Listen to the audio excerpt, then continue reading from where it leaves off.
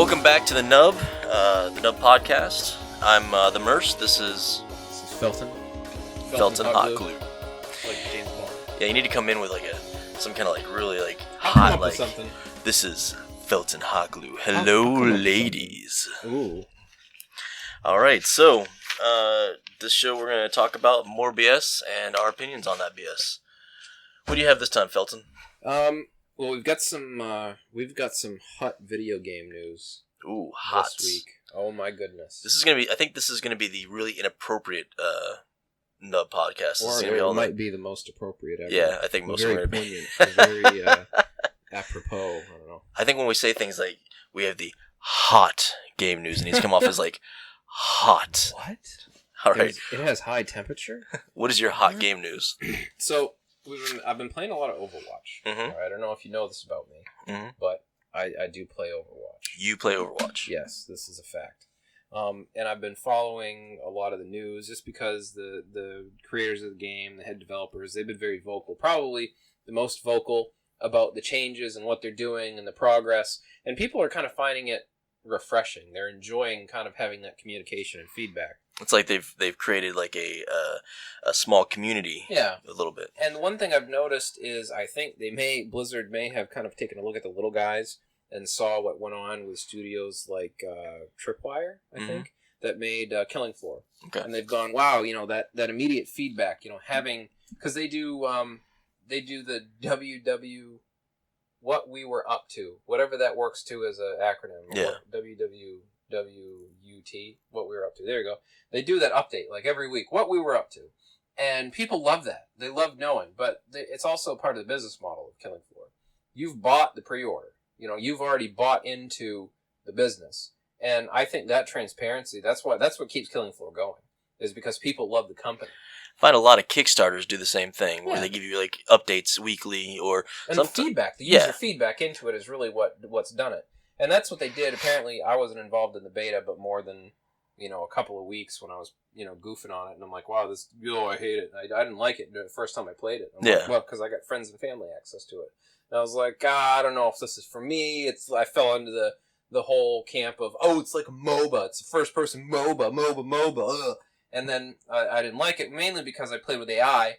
And this was when Bastion still had a shield. Mm-hmm. And I came out of the, spawn area. And then Bastion AI put up a shield and just mowed me down as McCree with his Gatling gun. And I thought, well, I want to be the cowboy, but I can't kill that thing. Oh, this guy, I hate this game. Yeah. So, the beta was a very different experience for me. But they've been very, very forward with what they're going to do. Some things they've done that I didn't like was they nerfed McCree. Yeah. They made him completely useless. Nobody used him. They gave him a slight buff. So he's still useful at distances. Mm-hmm. So that's something I enjoy. I still just destroy snipers, which that pisses a lot of people off. But hey, whatever. If you're gonna play a sniper, you need to be good. You're if you can't 360 no scope somebody, you shouldn't be a sniper. Exactly. That's ridiculous.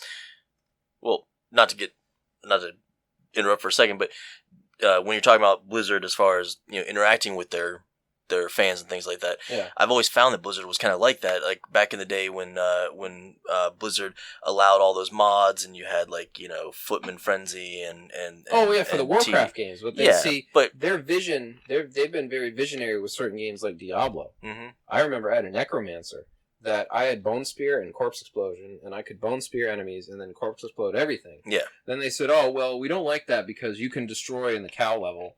So we're going to nerf Bone Spear, nerf Corpse Explosion, and that was like the crux of my build, and you could not respec. So my Necromancer that I put hours and hours and hours into was useless. Yeah, they've had their ups and downs, like most game companies have been around for a long time. But I did find that they really seem to enjoy the interaction with their fan base, though. At least that's what it seems like. So it doesn't surprise me to hear that they're being so vocal with. Well, I think it's a change of the guards. I think this day and age,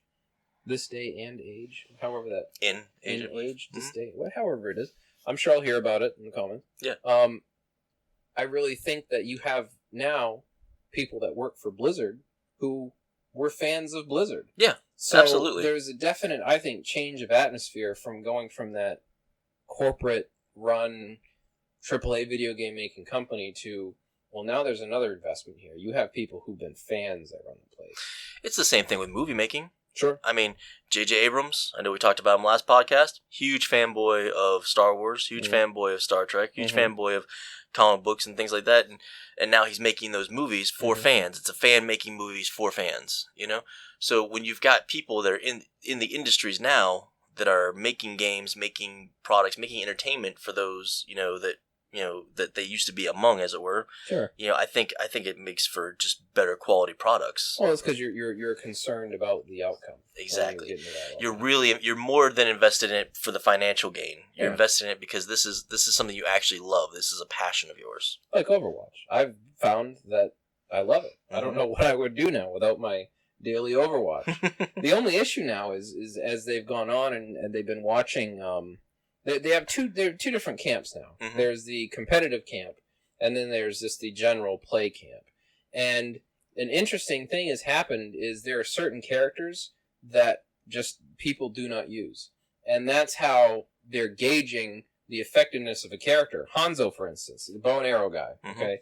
Otherwise famously known as Arrow Man by some YouTubers. There was one, he goes, game came out, oh, Arrow Man, get over here, like you didn't know the name. Was hilarious. But Hanzo is almost never used in the competitive field because and I've even experienced this where I was reading an article, somebody was saying how he's not consistent. You can have great plays with him and just have an amazing game, but then a different team composition, you do total trash. Yeah, but isn't that the setup with a good portion of those characters? I think it boils down to team composition and the dog's barking, so I'll pause it for a second. So it has to do with the team composition, and I think with Hanzo specifically, his issue is there are several characters and several compositions that can shut him down. Yeah. And it's that way for some characters, but I think with him, there are more compositions that shut him down. The same thing with McCree. If there's a Genji and a Diva on a team, I know I'm not going to be able to do jack shit because they both have abilities that deflect hit scan weapons, or for Diva's example, just absorbs literally everything with her damn shield. Yeah. So, with that being said, Hanzo definitely needs some changes because nobody's using him. Quick play, they might use him as a sniper, but in the competitive, if you use Hanzo in a competitive round, everyone's going to go, oh my god, we lose. Pick somebody else. Yeah. So it's interesting that dynamic is there in the game. Well, this is one of the few games that relies that heavily on that dynamic. I mean, a lot of times in other games, you'd have useless characters or characters that would be shut down by other characters, and it didn't really matter because everybody could be multiple versions of different characters. So it was like, okay, whatever. I think this is one of the first times I've seen a game where it's like, it actually is a detriment. It actually does affect how the game is going to play out. And I think that's actually kind of cool at the same time. Well, I've noticed over Overwatch, it is a math equation. If you have 6 good characters that go up well against the other 6 characters, you're going to have a good match. Yeah. I've noticed that those rounds boil down to that's just a game of player skill, like who's better at a first-person shooter. Other matches are team composition. If you have a crappy team composition, you have characters that people don't know how to play well, and you got their counter characters. Oh my god, I've seen games where I've gotten steamrolled. I've completely been on. I would say more so I've waffle stomped other teams than have been waffle stomped. Stomp. But that might not be true. I probably have an inflated Overwatch ego. Probably. But I've just noticed these things going along. And well, didn't you refer to yourself the other day as Felton the Overwatch Lord Hot Glue? I may have put that in a title. I believe that. I write a lot of things and I say a lot of things. I don't know. I feel like, and I'm nowhere near some of these guys. Like this fella Seagull is like the top, Genji player or whatever. Mm-hmm. Genji, he needs a little bit of a nerf. I think his ultimate is kind of ridiculous. Yeah. Some ultimates are like, they're quick.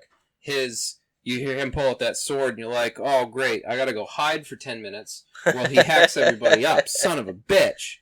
I mean, otherwise he's pretty squishy, but during the ultimate, I mean, he's so fast, and the jumping and the slash dash that he has, you're done. That's it. You're done.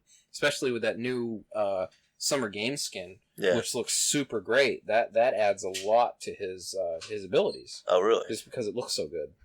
Doesn't add any stats. No, it just looks awesome. It's sharp, that's all. So there's that. Overwatch, that's constantly in fluctuation, so we'll see how that goes. And I've seen the trailers. I've seen, all the things coming on with it.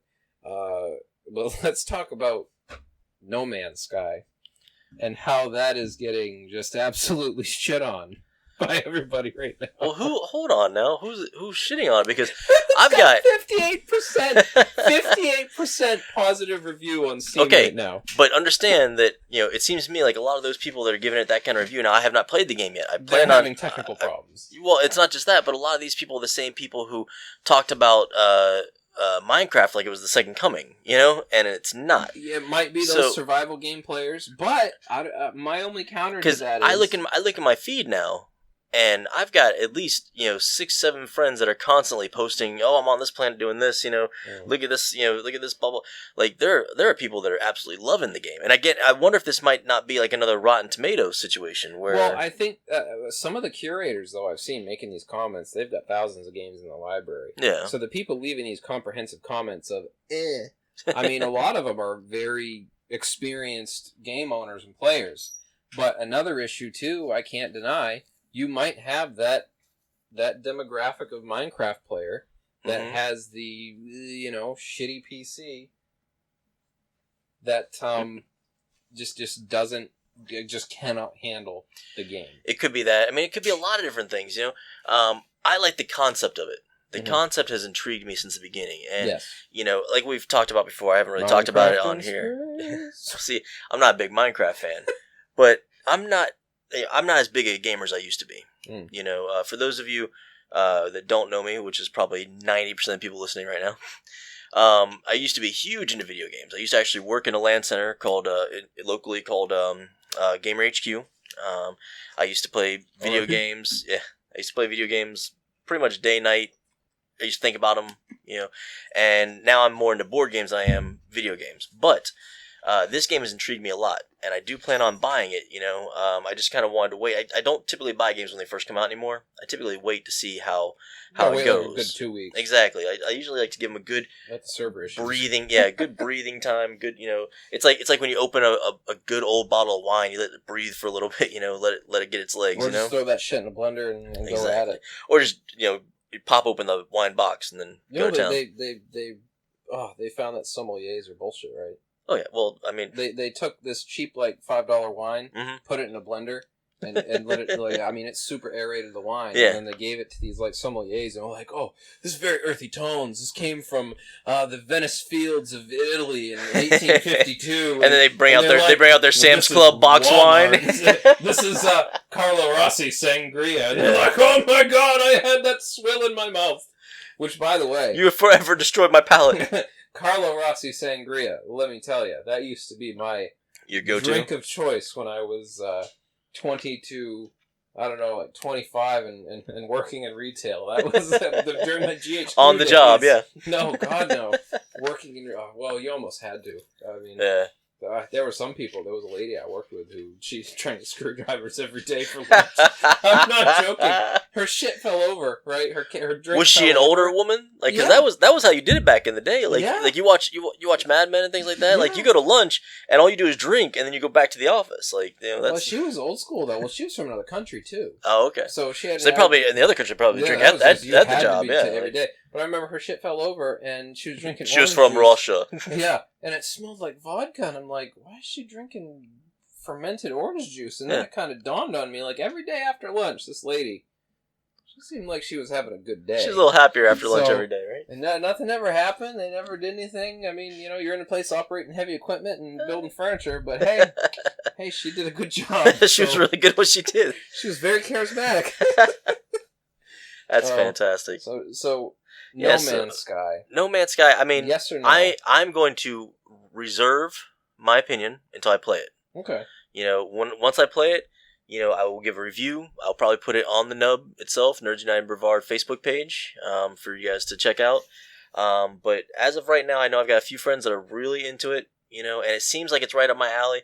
I'm the kind of person, like, I don't like to play multiplayer games anymore as much as I used to, unless it's at the table, like tabletop games, because of the simple fact that how many times can a 13-year-old boy tell me what he's going to do to my mom after I shoot him in the face like 8 times, Like, Sure. it gets old, it gets boring, But I just get lost sometimes in a good first person game, like say Fallout 4 or something like that. You mean Lighthouse Builder Simulator? Exactly, Lighthouse Builder Simulator. Sim City, 4. Sim City Fallout 4. That's all I do. I've not even. I spent probably my first 50 or 60 hours. There's nothing wrong with that though. It's enjoyable as hell. That's probably one of the greatest inventions. I love it. I wasted so much. I probably have like 200 hours in it now, already. Are you anal retentive like I am, where you have to line everything up? Well, no, I have to line everything up properly. Yeah, well, like that shit bothers me. If I can't get everything lined up properly, woo. Oh, yeah, and of course one of your NPCs walks into it. Yes. And ruins your life. Or steals your fucking power armor. Oh my god. I know. I learned that. I had to learn that trick myself. I would put everything on top of a building. At one point in time, like a really tall building, and then I would just remove any access. I would remove any staircase or access to go up there, and then I would put the staircase up there anytime I had to. It was just a pain in the ass. And then finally one day I was like, "Wait a minute, will they take it if I take the power core out?" No. Yeah, all this time. I don't remember if it was this Fallout or the other one. I'm still missing a suit of armor. I don't know where it is. Yeah, somebody took it and it probably ran out of core and then they dumped it off somewhere. In the perimeter, because that actually happened to me with my X1, my Enclave suit. Oh, I was so pissed. I think it was McCready grabbed it. And I was like, oh, I didn't know how to get him out of it. Yeah. I'm like, fuck. I'm going to lose like 10 hours of gameplay here. I haven't saved it. Like, oh, God, what do I do? Yeah. And then, so eventually he got out of it and dumped it like on the perimeter of my fucking settlement. So I didn't like him after that. Yeah. I didn't want to be friends with him. I find most companions in that game are douchebags, like, especially the dog. I like, what's the robot? Oh, yeah. Hello, Sir. Yeah. I like Curie. I made her a person. Oh, okay. And my girlfriend. How you doing? Yeah. How you doing? Well, you had to, though. Robosexual, huh? Yeah, you had to. I mean, that was like the only... Well, I'm not robophobic, so... Well, okay, she had, out of every character, I really feel as though Curie had the most tragic story. I just, for some reason, I'm like, and this is paper dolls. Come on, that's all it is. You're playing paper dolls. Yeah, so there's nothing wrong with having a romance in a video game because it's not you, it's your character. Well, it's like Portal and that damn cube. Yeah. When you have to destroy the cube, oh my god, you're like, are you kidding me? Like, but it's the cube. Well, I think in this Fallout, even more so, there is a separation between you as the player and the sole survivor. Yeah. Just because they're there, they're talking, you're not. There's a lack of investment. And for me, I mean, I think that's why the game has been a little bit different playing it than Fallout, because now I'm like, invest in the character, and I'm like, well, obviously he has to be with Curie, because, Oh, are you kidding me? Like, I'm still, like, I am still You're stuck still right now. Out about who to date. No, like, I'm not even stressed about that. I'm stressed about the Institute versus. Oh, I can't make that decision. I'm like, I don't know where to go. Well, let me tell you, I do know that the Brotherhood is robophobic. Yes, so they are very robophobic. I'm like, you know what? I got my. That's not going to work for you. I got my boy Nick. Nick Valentine. He's the man. Oh, I love. He's my absolute favorite companion. Yeah. I've had him with me the longest out of anyone, just because the comment. I never get sick of it. Just because, and I like that. I like that noir, kind of like detective thing he's got going. Like, that's just. Well, I've had him with me the whole time during Far Harbor. Yeah, I really wish I could change his outfit, but other than that, you can. His hat? Yeah. Oh. You can tell. You can hand him armor and go. No, I know you can put the armor on. I'm talking about like his trench coat and his hat. I thought you couldn't change. That doesn't matter. You can give them armor and tell them to wear it. Yeah, I do that. Oh. But I thought that his trench coat never goes away. I don't know. I could be wrong. I'll have to look at it again. You have to research that. Yeah. Honestly, I mean, honestly, it might have been at the very beginning when I tried, and maybe they've had a patch since. Well, what you can do is you can actually apply the ballistic weave once you learn how to do that. Yeah. And I applied ballistic weave to all my companions because I like their default outfit. Yeah. And I mean, it's not like they go down enough because I'm wearing the power armor. Nothing really at that point is gonna get me down. Yeah, and it's not like they can actually die. So yeah, there's no consequence in the game. It's not one of these hardcore games. It's for filthy casuals. That annoys me. So, No Man's Sky. Yes. I'm gonna wait. I mean, you haven't tried it yet either, right? No, I'm just laughing. No. I'm just laughing at it just because it's another one of these releases. Well, is that one of your games, though? I mean, is that even, like, in your wheelhouse of games you like to play? I have spent so here's my problem. I put some time into survival games, right? The one where you're on the island and the plane crashes and you're with the mutant people, I played the shit out of that. They made a TV show about that, I think. It was Lost. Yeah, right, so Lost the game with the weird hand-arm mutants. That was unsettling. I didn't like that. The leg monsters, that was a bit... I didn't... Something about that just was like, no, I don't like it. No. Get away from me. Don't chase me down and pick me up with your arm legs. And then...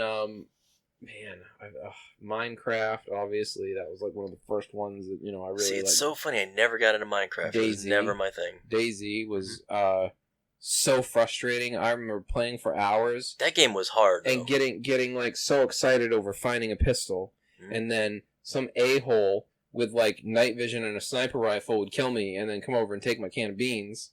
And I'd be like, oh, fuck. In that same genre of games, did you ever play This War of Mine, or I believe it's This War of Mine? Wasn't that a side view? Yes. Yeah. Yeah, they actually made a board game for it too, which I haven't played yet. But it's a Kickstarter. I think the Kickstarter ended and it'll be coming out soon. I can't wait to actually try it. But I saw someone play like the first couple of minutes of it. It's very cinematic. Yes. Yeah. And it will. And from what I understand, like it's just really just like just depressing. Yeah. Yeah, no, I'd rather not be depressed when I play a video game. Yeah, I go for a more cinematic kind of game, like Mass Effect. I absolutely loved those games. Do you remember The Dig from LucasArts? Yes. That to me will forever be like the most. That's with game. The shit graphics. Yeah. Mm-hmm. Oh, even then, I don't even say that because the graphics were fantastic at the time. I just think there were certain parts of that game that just left me with that empty. Just gut-wrenching, sadness, Well, there's a lot of LucasArts games that came out that were just, that just had, like, a great, like, cinematic feel to them. Like, I believe, wasn't it LucasArts that put out Monkey Skull Island? Yes. Yeah. I think so. I believe so. And, like, those games were all pretty fantastic. Like, yeah, they always did, at least it seemed back in the day, they tried to put out a pretty cinematic experience. Wasn't that like a joke kind of game, though? Yeah, it was a funny game, but there was like a romance to it. There was a really good story to it. It was, I think there was like 2 or 3 of them too. It was decent. The King's Quest games they're starting to remake. Oh, those games, yeah. Now I've seen, I watched the Let's Plays on YouTube, right? Yeah. And I've seen the Game Grumps did. I think it was the Game Grumps did the new King's Quest. Yes. Now, I don't remember the King's Quest games. I remember where they had them. It's before your time. It was really before my time. But watching them do the Let's Plays of the first to the rest of them, I absolutely was intrigued. And their commentary obviously is hilarious. Yeah, those were the point and click. Little adventure games where you click on. There was another. I mean, I think it was the same company, but they did like a space version of that. And of course, there's the Leisure Suit Larry games. I just remember there was a character. His name was Jalo, and he talked like kind of this guy, and he was like a jester. And I don't know what it was about Jalo. Well, listen, voice acting back then was not where it is now. So bad. But The Dig, it had all of that. And I always thought, and they wanted to make it a movie, and they never did. And I was always pissed because they really, that could have been, I think of the movie that would have been. Mm-hmm. Oh my God. Oh, Commander Lowe, what are you doing? Like, Brink, he was such a dick. But, he was there. He was necessary. Yeah. Necessary evil, as it were. Mm. So, I don't know. It'll all come out. I mean... I can't imagine they've invested all this time into it just to have it flop. I mean, they're going to do something to redeem it. I do think a lot of the negative reviews are probably people who just don't have updated rigs. Could be that. It could be like a good portion of my friends that are actually playing on console. and they're enjoying it. You know? Okay. So Xbox maybe or PlayStation 4, I believe, is the ones I'm if the seeing. PlayStation 4 can handle it, I shouldn't have a problem because I'm better than PlayStation 4 on this thing. Yeah. So I have no idea. You know, I'm gonna reserve until I play it. So that'll be one of the new games that I buy myself. That and Overwatch, because I don't own that one yet. So you need. I know. You need to. It's so much fun. We could even do some some role playing. Yeah, we could do some. I could be McCree, and you could be Mercy. And how you doing? Oh, heroes never die. No, this is the hot game part. No, we could even do some streaming from the game. Yeah, you know, have discussions while we're playing Overwatch, either waffle stomping or getting waffle stomped by a team. More than likely, if I'm playing, it will be a lot of getting waffle stomped. Yeah, you just all you do is play Genji and just. Okay, so whatever. I'll just merge them anyway. Yep. So I started slapping the space bar and then and all hell broke loose. Shut down everything. So that's great. Yeah, the whole studio caught on fire. My makeshift studio office just exploded. Felt like what's that side-scrolling Fallout game for Shelter? Yeah. when the rad roaches come out of the floor and the place catches on fire. So note to self: spacebar is apparently stopped. Yes. Okay. There we go. Hopefully, I didn't just ruin that first half hour of discussion. Any other exciting game news? That was it. Okay. I haven't seen anything else come up on the radar. Well, for me, let's see. Obviously, you know, I, like so many other people now, are addicted to Pokemon Go. Okay. Well, I shouldn't say addicted, because I'm actually not going out and hunting them. I'm probably like the laziest Pokemon Go player, because I only hunt them either in my house or in my car on my way from point A to point B, which is really safe. Mm-hmm. Catching Pokemon while you're driving is really safe. I highly recommend it. It tells you not to.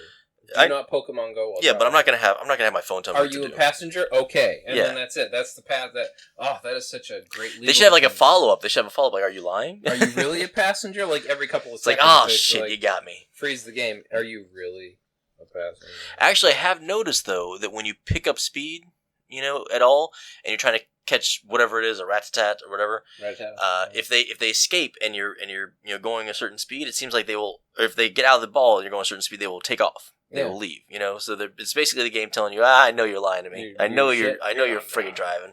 You're not supposed to be driving while playing this anyway. Yeah.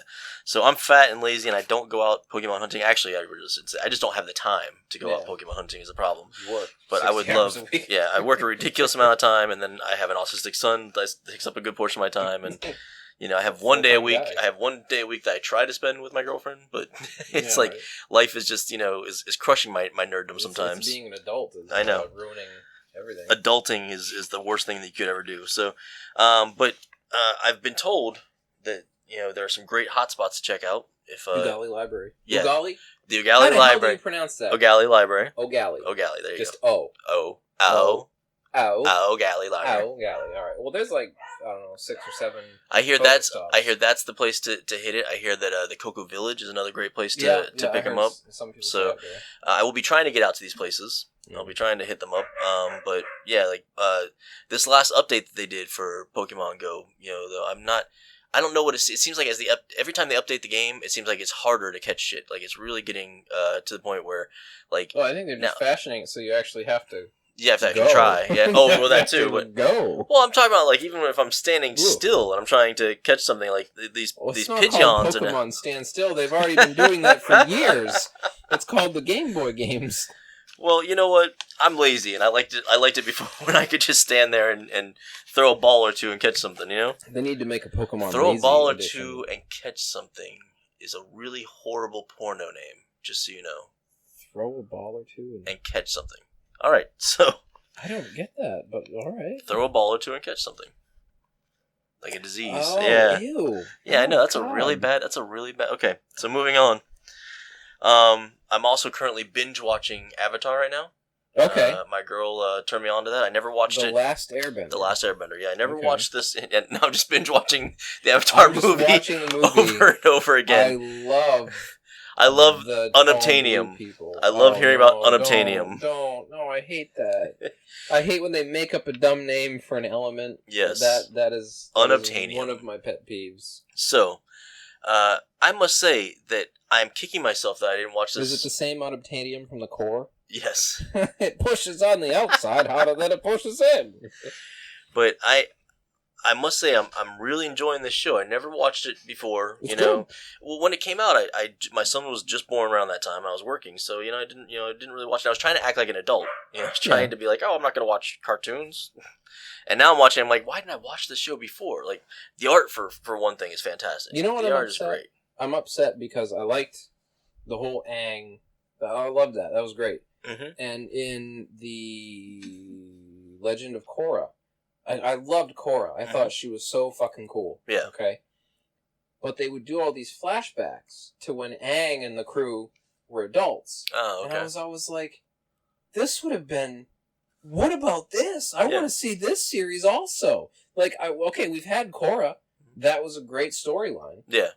But now we need adult Aang and the crew. Like, let's explore this and see. So you're saying that the Legend of Korra is like takes place after the Avatar: The Last Airbender, and it's Aang and the crew aren't in this show. Well, I don't want to spoil it for you. You can go ahead and spoil it. But they are. They are in the show. Aang obviously is dead. Okay. Because how could there be a Korra if there was still an Aang? So Korra's also an Avatar as well, okay. Yeah, but there are a couple of the characters who are still alive and in the towns that they go to. So Is Sokka still alive? Because Sokka's my absolute favorite character. He's the oh man, I love the kid who can't do anything right. He becomes badass. Well, he's a great warrior. It shows in the show. It's just that he's not as good as he thinks he is. He's just not as good as he's not a bender. So he's not a bender, and that's the other thing. He's hanging out with two benders, and he's just trying to take people out with a boomerang he's Captain Boomerang. He does one thing kind of okay. Yeah. He doesn't even do it really well. He doesn't, because every time he throws the boomerang, it doesn't actually do anything. Yeah. He's got a good heart, and he gives it his all. Yeah. But I agree. So I'm enjoying the show, though. I mean, I really wish I had watched it. I don't know if I've seen every episode. I know I saw every episode of Korra, because by the time I was really into Avatar, when Korra was out, so I was like, oh god, Legend of Korra, so I gotta watch it. I don't know why I sounded like Richard Nixon when I did that. I gotta watch it. But I enjoy, and some of the early episodes too. I remember the early episodes. I remember the mid-season, and I remember the end. And that just might be my memory. Well, let me say one thing though. Like, the story of how the prince from the fire tribe Nation. Or Fire Nation, whatever, got his scar on his face. When I saw that episode, I was like, man, this is pretty deep for a kid's show, for a show on Nickelodeon. His own father burned the shit out of his face, because he disrespected him, or didn't even disrespect him. He disrespected one of his generals in the middle of a war council. And it wasn't even really disrespect, because the general was like, oh, we're just going to throw all these newbies, at the enemy and then come from behind and take them out. And of course, the prince was like, "What are you doing? Like, they don't stand a chance. Like, they're gonna die." So, I thought that was that was pretty deep for a kid show. Well, I don't think really. I think it was Nickelodeon making an anime. That's really what I think. That's exactly what it was. Making an anime. Let's call it what it is. I mean, it was kid friendly. Yes, it was. But could they fully? Could a child fully appreciate the implications of domestic abuse and regal hierarchy and all that stuff coming from that? Yeah, I'm not sure that a kid would really understand those concepts per se, but it just surprised me, like I said, because it was a Nickelodeon show. I just wasn't expecting it to get deep like that, So it's a good show. Korra likes girls. Oh yeah? Oh, she's a lesbian? She has a boyfriend. Oh, so she's bisexual. I guess. A lot of people, some people were like, oh my god, applauding Nickelodeon for it. And I remember actually seeing, I would probably call them the minority of the comments, were like, oh, what you doing? There are people that didn't like it. But whatever, it worked. And they didn't really, it was more implied than anything. And they never explicitly showed anything, so you can't have an argument that Nintendo, that Nickelodeon is trying to corrupt children. But I thought it was tastefully done, and I thought it made because here's the thing. If that episode, okay, the final episode, Korra and the Fire Girl, or not Fire Girl, she's a regular girl, and just uses technology, right? Okay. They go walking into some portal together, holding hands, and the implication is, their friendship and whatnot, and it's kind of implied that they were going to be together, okay? Yeah. If that kind of gives somebody, positivity, and I'm trying to think of a way to say it, like, I get what you're saying. If someone can identify with that and it makes them happy, it makes them feel good about themselves. Yeah, because I know we've had this conversation before. That there's a lot of heterosexual stuff out there. Yes, and even Brokeback Mountain, several movies that have come out that I've watched, I felt really uncomfortable. Penny Dreadful. Josh Hartnett kissing on Dorian Gray. Yes. I felt like, oh wow, that's pretty intense. It's like, oh god, why are they doing? And then. Kissing, men kissing. I mean, it's not like I have a problem with it, but it's just like, wow, I don't want to see that. And then having that epiphany of, well, wait a minute, what about gay people? Exactly. What they must feel this way every time they're watching the straight everything. Holy exactly, shit. everything around my them. My brain exploded. Mm-hmm. And so, I had that epiphany previously to Korra. So when I watched Korra, I was like, wow, good for Nintendo, good for Nickelodeon. Yeah, it's how people say like white privilege and everything like that, but I mean, really, when you get down, there's also straight privilege. I mean, a majority of things on television are they're tailored to the mainstream. Exactly, and I mean, I don't know if that's necessarily wrong or right, or the case may be is, but it's like you were talking about. I had that same epiphany when I watched Brokeback Mountain because I was like, oh my god, like, oh, these guys are making out. No, it's like I've got gay friends and stuff, but blah blah blah, and then you actually have to come to the realization, like, wait a minute. Like, gay people have to go through this their entire lives. Everything around them, is straight being stuffed down your throat. Exactly. And, so, I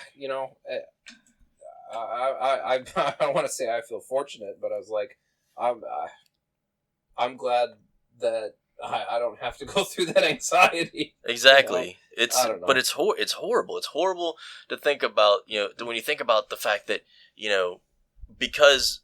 We've put all this stigma on gay and and things like that when we do see something like that on TV or in a movie or something like that, it's shocking to us. But and that's what bothers me is I've become quite a freedom to freedom of happiness type of mindset when it comes to things. Yeah.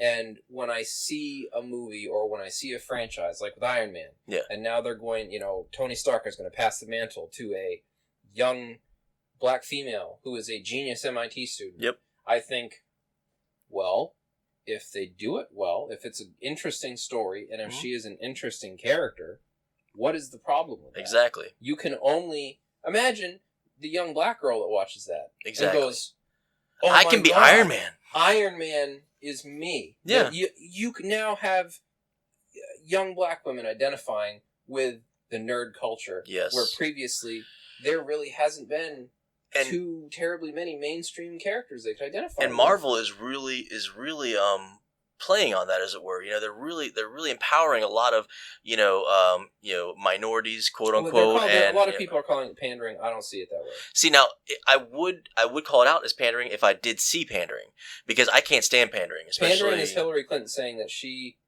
has hot sauce, and then they go, "Well, do you really?" And she goes, "Are you pandering?" And she goes, "Haha, is it working?" Like, she actually said that. Well, we're not going to get into the political things what on I'm here. Saying is that's an example of actual pandering. Yeah. And I haven't seen that at all. Yeah. Like, I haven't seen that at all. That's what I'm saying. Changes. Like, it seems like most of the stories that I'm seeing coming out of Marvel when they're doing these role swappings, they had Falcon take over as Captain America for a while, and Falcon as most of us know is black man, he was the Captain America for a while, and then Captain America came back, and they've became a Hydra agent. There's an Asian gentleman. I can't remember his name off the top of my head right now, but he's an awesome Hulk, I think is what it's called, and he's another extremely intelligent. He's like one of the most intelligent people in the Marvel universe, and he takes over as Hulk, and he's able to be Hulk and be intelligent at the same time. Oh, okay. What was it? How do you take over as Hulk? Like the Hulk was kind of an accident. Honestly, I don't remember the. Does he transfer his? I have no. Like, how do you do that? He transfers his Hulkness onto somebody else. He's like, you know what? I'm tired of this Hulkness. You can. I'm tired of being the Hulk. Yeah. Like, I'm not. How does he get around that? I'm not 100% sure. He's the Hulk all the time. I'm not 100%. I'm not 100% sure what the deal is with him. Technicalities. Amadeus Chow is his name. Well, that's a cool name. Amadeus Cho, something like that. He's a Korean American, and he's the Hulk. You know, I like that though. I like the switch to something new like that, but keeping the character kind of fresh and stuff. But I also like that like Bruce Banner, from what I understand, hasn't disappeared. He's still there. I believe he is. I think he still is a Hulk as well. There's like a bunch of Hulks in the Marvel universe now. I think what people don't like, and I mentioned this I think in the last episode, is revisionism. Yeah, they don't like revisionist history. Yes, when you rewrite something and change it. People don't like that. Sometimes. Yeah. Well, like, oh my god, look what they did with Star Wars. Yeah. They said, all this expanded universe stuff, nope, not anymore. Yeah. I'm like, what about go over Dash Rendar? He's one of my favorite characters. I mean, he's kind of a douche, but I mean, he's one of my favorite characters. That didn't go over very well. No, that blew up in their face. They pissed a lot of people off. Well, it didn't blow up in their face. They still made millions. Oh, sure, they made billions. They made billions. They got a lot of vitriol from fans. But fans still saw the movie. Probably hate mail. People still saw the movie, though. You'll never be able to have any effect on that.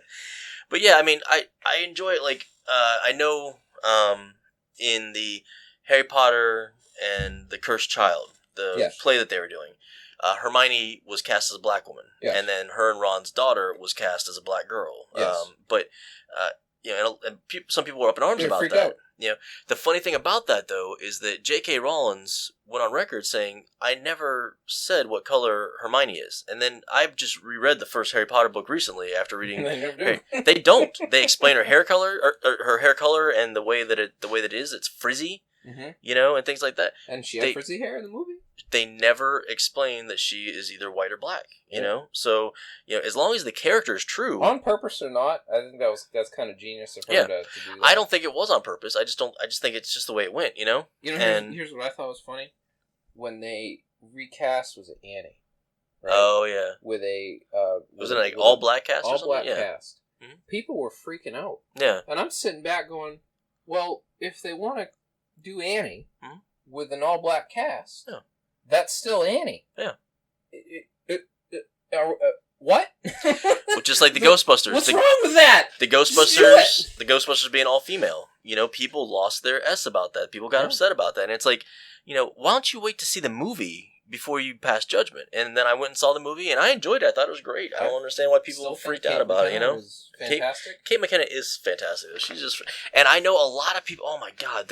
People were giving Leslie Jones the most crap, and she's my favorite character in the movie. I love Leslie Jones. Period, though. I remember Ernie Hudson talking about it. Yeah, and he was talking about how his character was supposed to be, he was going to be a rocket scientist or something. Yeah, and they decided to kind of make him an everyman. He's a New York working guy. He knows the city. Yes, and he was kind of upset at first, but after playing the character and after getting the response that people gave, because he was upset, but after the response that he got from people who saw the movie, he was blown away. Like, he loved the character after that, because people, again, it comes back to that identifying. I remember somebody on my Facebook page after I made a comment about how I don't understand why people are going ape shit about it and blah blah blah, and wait till we see the movie and see how somebody referred to Leslie Jones as the Aunt Jemima female character. I'm like, are you being serious right now? Like, Tom. I hate calling people these stereotypical names because that it's devaluing that like person. I will tell you that I think everybody in the world, or at least everyone in America, has some form of racism, or prejudice that they, even if you're trying not to, there's some form of, of idea that you have, that is even of your own culture. Exactly. Own, absolutely. Because but it doesn't need to be voiced. It's not something that you have to, share. Like I know that I'm ignorant about a lot of things. Well, here's another thing too to go along with that. I know for a fact that every single person, not only in this country, but every single person on the planet takes a shit at least once a day. And you don't actually have to take that shit and show people that. Yeah. So, to me, that's what an opinion like that is it's a shit. Like, don't... I just, I'm not a big fan of the troll culture. I'm not a big fan of people trolling and things like that. And when they do it on my personal Facebook page, it's like... What's that? So we'll cut that analogy up. I don't enjoy it. So I don't, I can't stand that stuff. But the whole, reversal, the whole role thing, all that stuff, I'm down for it as long as it's good. As long as there's a good story to it. I don't even want to call it a role reversal because they didn't recast anybody. That's true. And it wasn't it's a continuation of the story now. There's a new person in that place. It wasn't even so much a revisionist. Are you talking about Ghostbusters? Modern day. Oh, Ghostbusters. Yeah, Ghostbusters was a total, It's modern day, complete revision. I still would have liked to have seen it to be canon. I would have liked to have I really wish it had the continuation. I really wish it had been just a continuation. They had several actors that were still alive, Dan Aykroyd, Ernie Hudson. Like one of them could have been the daughter of one of the original Ghostbusters, and or something, or maybe like people like I think you had made this point before. People have forgotten, people forgot because the ghosts were gone. They busted them. They all moved on to doing different things. Yeah, there's a few ways they could have gone with this, Yeah, I still don't like the single bad guy thing. Yeah. They did it with Suicide Squad, the Enchantress. They did it in Ghostbusters. They did it with every single Iron Man, Marvel, whatever movie. In a personal conversation we were having, you were complaining about the Star Trek movie being another basically single villain. Yeah, you thing. Got the single bad guy, a whole bunch of faceless, nameless drones, literally robotic drones. Yeah, like, are you serious? And again, what was the second movie? Well, you had Khan. Well, he was the single bad guy. Yep. In the first movie, what did you have? Krangface. What was he? Was he? I don't know. I just love watching. I love watching you reach for these things. Oh, I'm physically trying to reach for it in my mind. Yeah, he's not a Vulcan. Had the face tattoo. He's not a Vulcan. He destroyed Vulcan. Yes, right? he did destroy Vulcan. Yeah. So that was sad. He was I can't remember their names. Not a Kardashian. He was a Kardashian. That's maybe he was a Kardashian. All right. Oh, my Star Trek knowledge. Spock has destroyed. Spock has destroyed the future for me. Oh man. So Kanye. You have Jesus. You have those single bad guys. You look at Iron Man, one bad guy. Man, what was the last Iron Man movie? The Heat Man. I think honestly though, when you do these heat touch. He was the Mandarin, but he had heat touch. Yeah, he could burn things with his hands. But I think when you do these movies, you kind of have to have a dynamic single bad guy who kind of is the focus of the animosity, because the bad guys make these movies a lot of times. You know what it is? They have too much screen time. Mm-hmm. I think some of them have too much screen time. Yeah. I think Jeff Bridges, that was okay because you kind of didn't find out it was him till the end. Yeah. But you kind of had the idea that Heat Touch guy was the bad guy the whole time. I mean, I don't know. To me, it all depends on how they present it. Yeah. And several of them, I've had issues with how they've presented it. And although I love Benedict Cumberbatch as Khan, that was an interesting. He was a fantastic Khan. He was very good. Especially because you didn't know he was Khan until halfway through the movie. Well, didn't they really make that publicized? I don't think they did. At least I didn't know that going in to see the movie. Yeah. Oh, I thought it was. Well, I mean, I look up a lot of this stuff in Wikipedia, tons of shit. When it comes to movies, I really do try a lot of times to go in as ignorant as I can, because I find that I enjoy the movie more that way. I try to avoid Luke Cage. I haven't watched the trailer. Oh, you haven't? My thing is, I start watching the trailer. I'll look at it critically, and then I'll start picking out the parts that look like they would be at the beginning, middle, and end. You start trying to piece it together. Okay, well, that's how the movie ends. So, and And a lot of movies do that. Yeah. They put scenes from the ending right in the damn trailer. Yeah, I've seen that. Oh my god. But I don't know. I still say that if you make a good product, I don't care who you put in that role, if that makes sense, Yeah. As long as it's a good product. It's the Cheerios commercial. Yeah.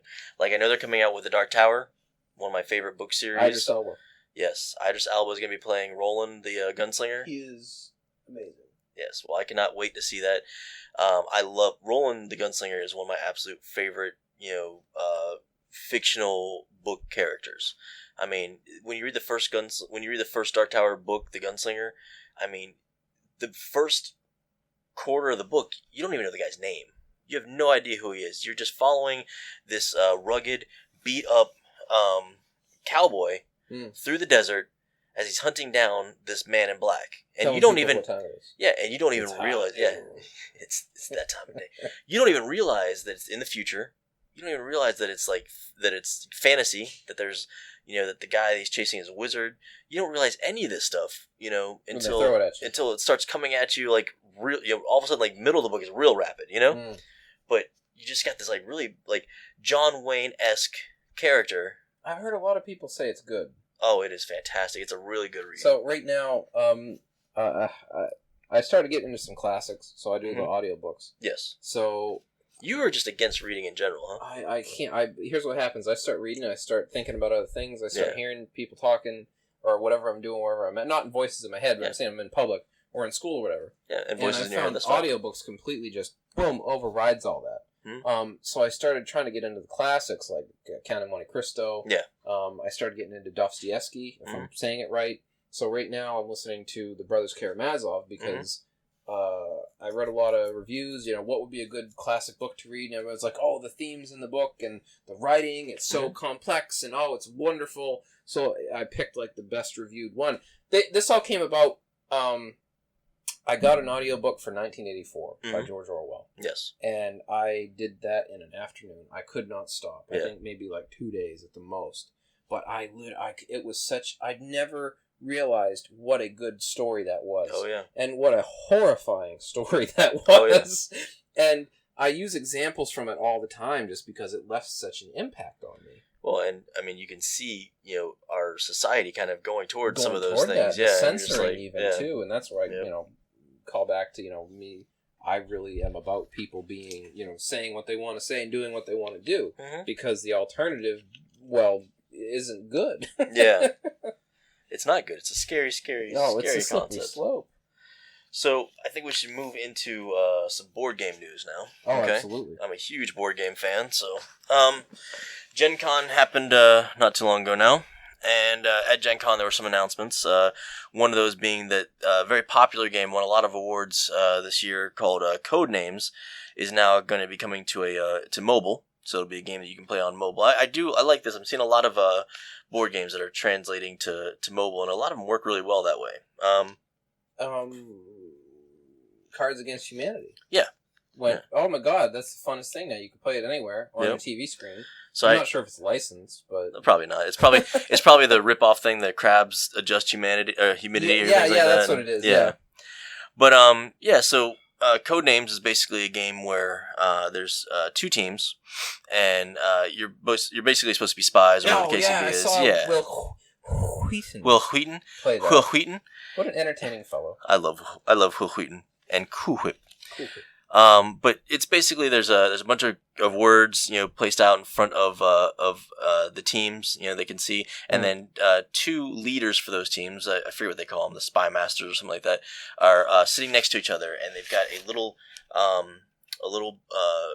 like a board in front of them that tells them where the keywords are that they need to win and where the keywords are that the enemy needs to win. Okay. Yes. And they have to give a clue to their team so that that would pertain to the words that they need to find to win. Okay. Yes. It's probably more complicated than it need to be explanation because it takes 5 minutes to teach people when you actually play it. There's keys and words and plates. But it's actually a lot of fun. So I'd like to see how it plays out as a mobile game. I mean, that'd be interesting because I don't know how they would do. And I guess everybody would have maybe bring the board up themselves, and then the two team leaders would be on the other side with a board that they would share. I don't know. There's some strange thing, but I like to see how it works out.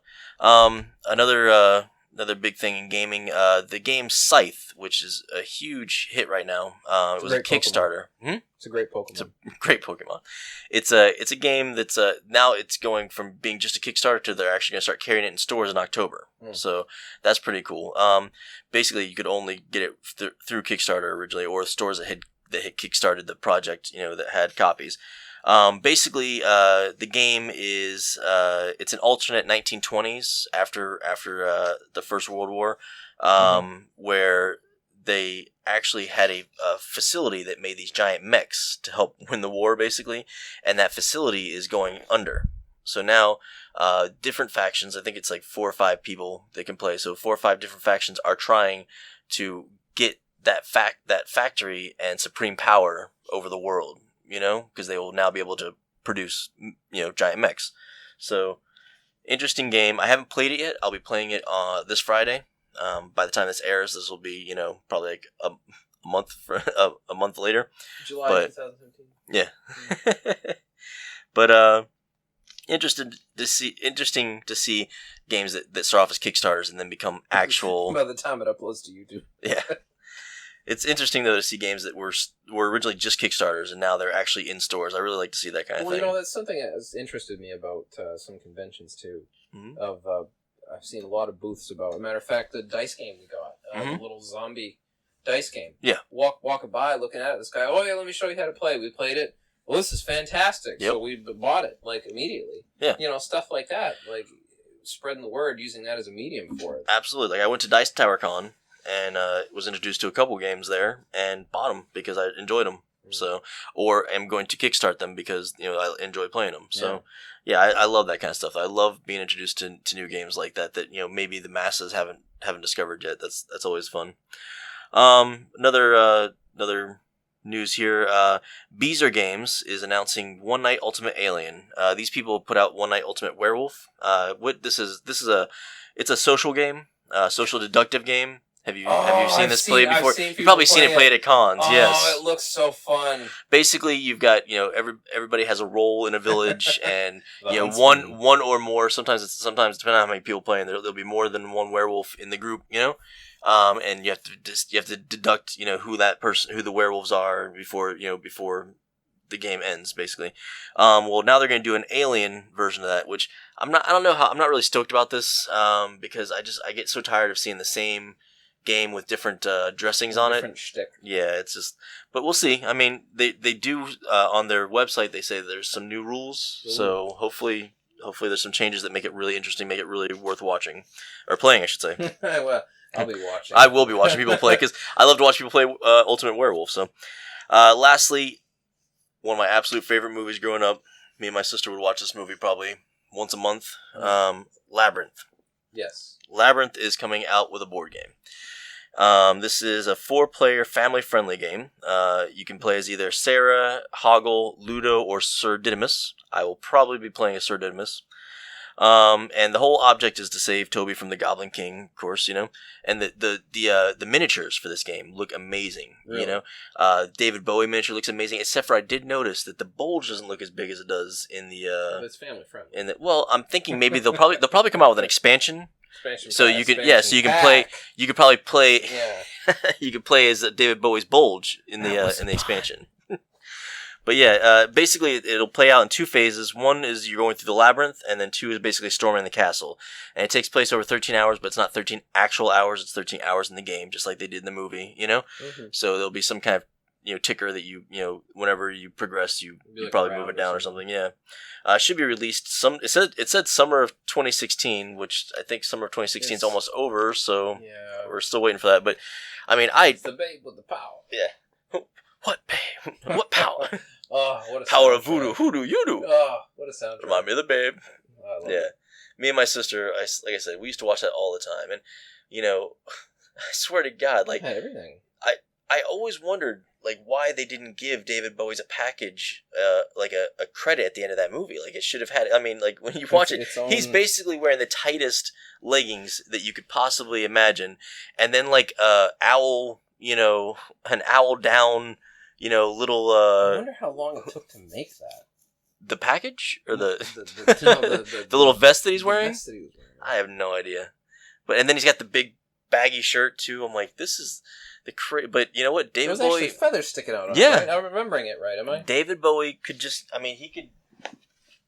David Bowie could wear whatever. Yeah. I thought you were going to tighten the shorts. And you're like, look, this is what he did. This is exactly the exact package he had. I got it. I actually modeled my package after his. I got surgery.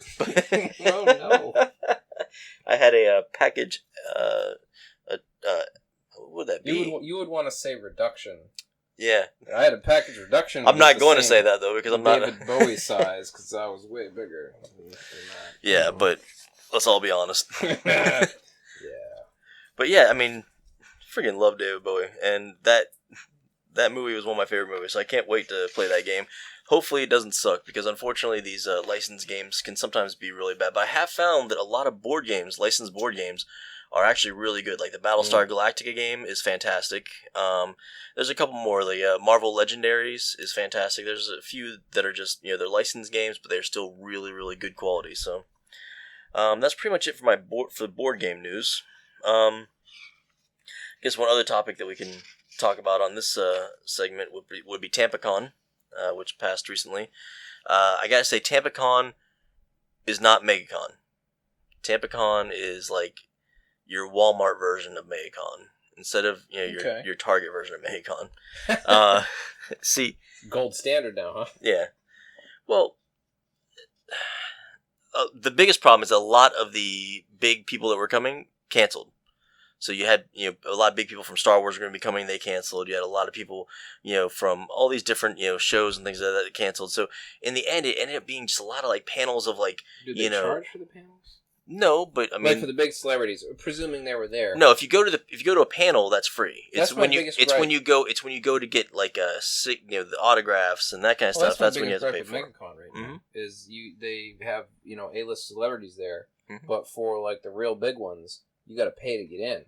DragonCon, we'll probably go next year. DragonCon to get into the panels. Yeah. Right. For which panels? Because I went to MegaCon. I saw Frank Miller. I saw Stan Lee. I saw. Well, there were a couple that. What's her name from Doctor Who? The lady with the frizzy hair. No, I saw her. Billy. Not Billy Piper. Yeah, Billy Piper. No, you could see her for free. I'm talking about his girlfriend, the Doctor's girlfriend. Oh, okay, yeah, I know. And the redhead. Yeah, I didn't go to her panel. A brain fart. Normally, names come to me like that. Yeah.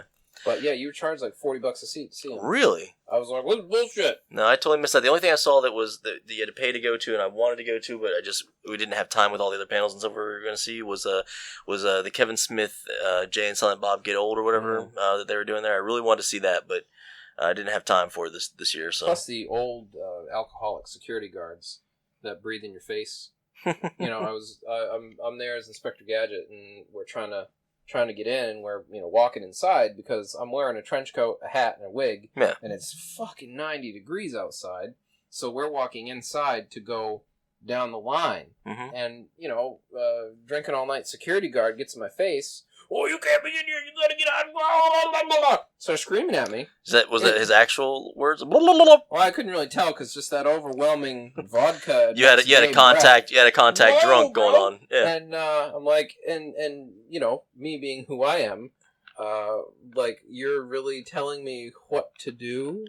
What to do? What? So I got on the offensive and I said, well, let's calm down. They over there said I could walk inside, but if you have a problem with that, buddy, just to let you know, I've paid for all 3 days, and I just kind of wanted to be in the AC because I'm wearing a trench coat. So I'll go out this door right here. What you gonna go around? Yeah, I'm not walking back 20 feet that way. I'm wearing a trench coat and a wig and a hat.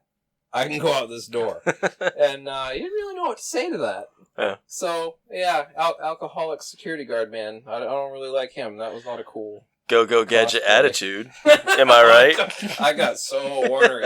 I was like, oh God, I'm gonna end up getting arrested. Oh no. It's even worse getting arrested in your go gadget outfit. I know. For those of you that don't know, Felton Hot Glue is a cosplayer. He's got his own Facebook page where you can go and see pictures of him in his costumes. You can see him in his hot, sweaty wig. It's called. I don't know if I gave it a name or if it's just Felton Hot Glue. You don't. It just has no name. You won't be able to find it. Actually, I upload photos once every 6 months when I go to a convention. So just be on the lookout for that. So if you want some really outdated photos, really great photos of MegaCon that I took, 6 months ago. Hey, yeah, great. 4 months ago. Yeah, 4 months ago.